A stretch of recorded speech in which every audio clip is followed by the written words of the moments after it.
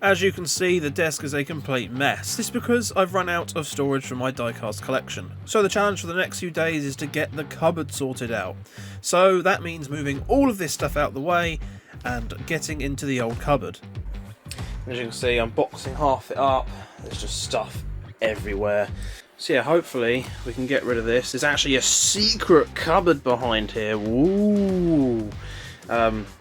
Yeah, hopefully I'll be able to use that for some extra Hot Wheels storage because I've completely run out. As I showed before, this desk often looked like that, and my work desk often just as bad. I would say it's worse currently because of all the shifting about, but actually, this is pretty normal. So after clearing the wardrobe and all of the stuff on the bookshelves, dumping it all in boxes and putting it all in my brother's room, I could then move both units out, including the wardrobe, and take a look at the cupboard hidden behind. And for some reason I filmed it in portrait, I have no idea why. Bit annoying.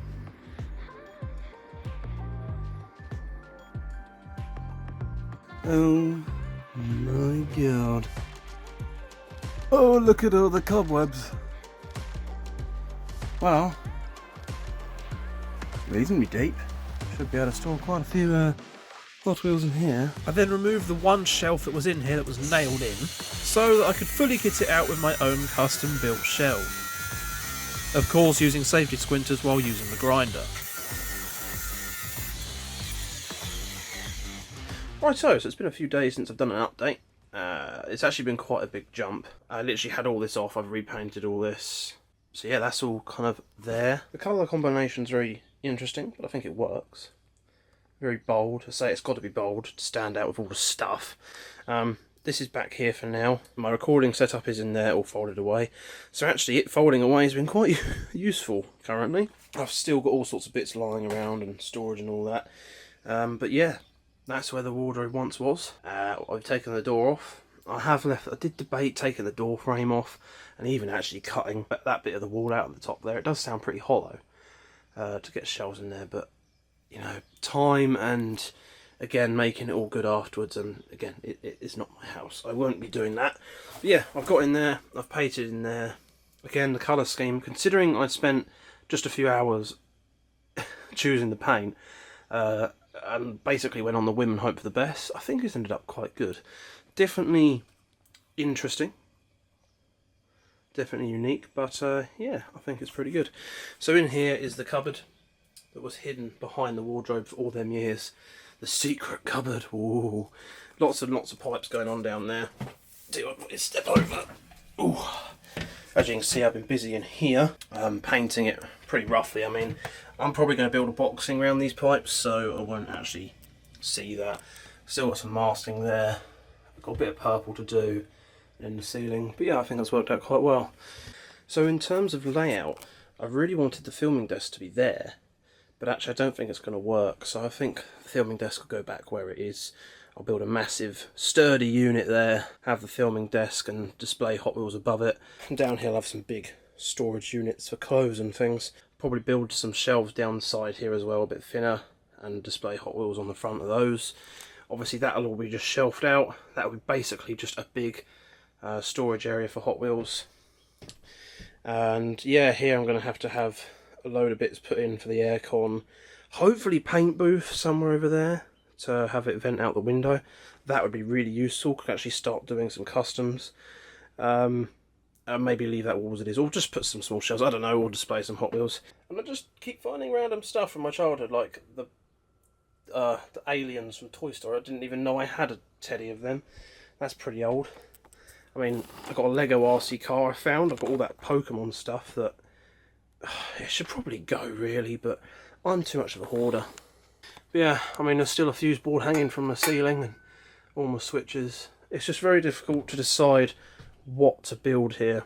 I'm going to build it all custom, and I should probably at some point start on the ceiling. I did start doing a tiny little bit up here. I have started up there. I've got to fill and cork it all and paint it all. Yeah, quite a lot of work, but I say it does look nice, all painted up and nice and neat and fresh. But yeah, there's a little update for now, I suppose. Goosen. With that update over, it's time to start kitting out this cupboard. I need to build some shelves, make some boxing around the pipes at the bottom, and I'm going to be putting some lights in there too. And back to my favourite material, 18mm plywood boards. All of the battens that I'm using to build these shelves are actually reclaimed wood. They come out of a skip on the house opposite us that was having some work done. This is great because it saves money, but it does mean there's more work in denailing and de-screwing them.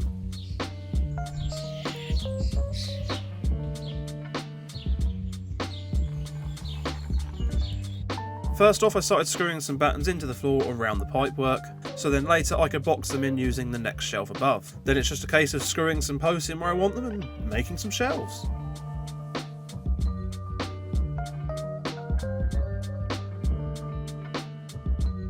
Obviously I was also measuring this up to make sure the boxes I was going to buy for it would fit, and making sure to remember the extra 18mm for the plywood boards that would sit on top. However, unfortunately this was all useless because something went wrong somewhere. The boxes are either a different size or I messed up a measurement somewhere because, yeah, none of it fit how I actually wanted, but, you know, spoiler alert. I also stuck in this corner rail for some LED tape to light up the cupboard when the door opens in future, and noticed there was going to be some making good to do after.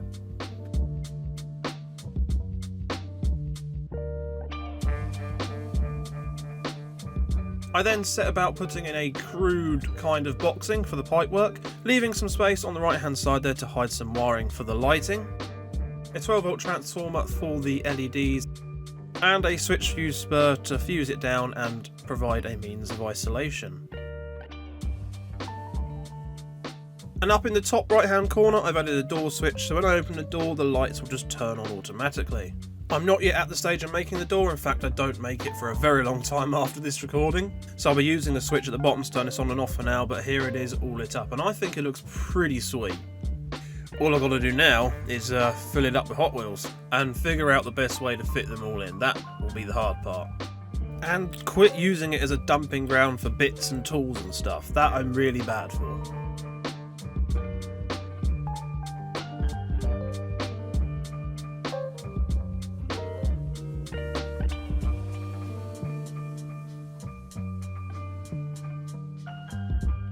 So there we have it for the cupboard build. I think that's looking pretty awesome.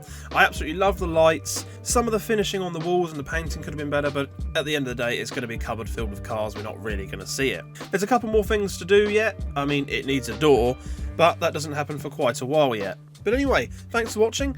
I hope you'll join me in the next episode of the series. We've got to build the big shelving unit, and there's a lot of criteria I've got to meet for this, and I'm not sure how I'm going to do it, to be honest, so we'll see how it goes, I suppose.